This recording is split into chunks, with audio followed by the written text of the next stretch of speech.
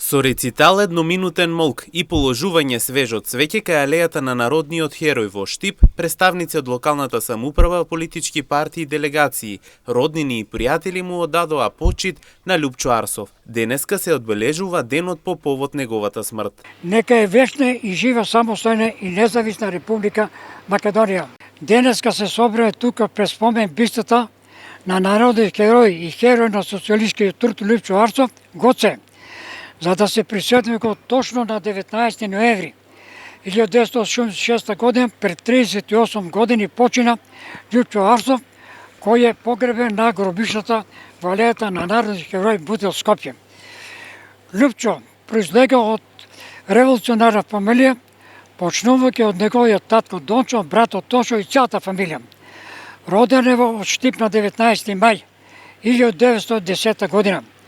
Тука завршил основно и средно образование, а потоа се запишува на факултет и завршува економски науки. По завршето ново образование заминува на работа во Загреб, каде во 1932 година ја завршува комерцијалната и економска школа. По излегувањето од затвор во март 1943 година продолжил со својата партиска политичка работа.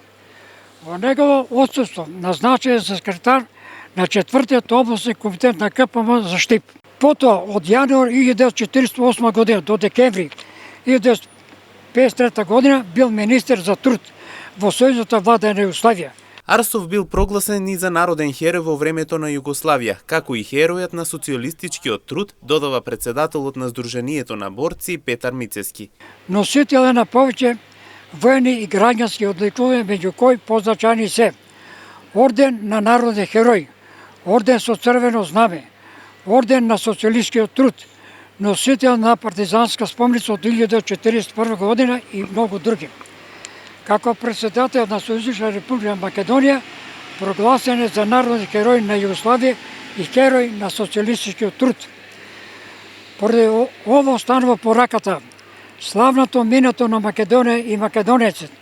Нека ни ди пример на сите нас и генерациите што доодат по нас, макар и по цена на најголемите жртви, татковината мора да се брани и одбрани, да се брани незината слобода и националниот интегритет.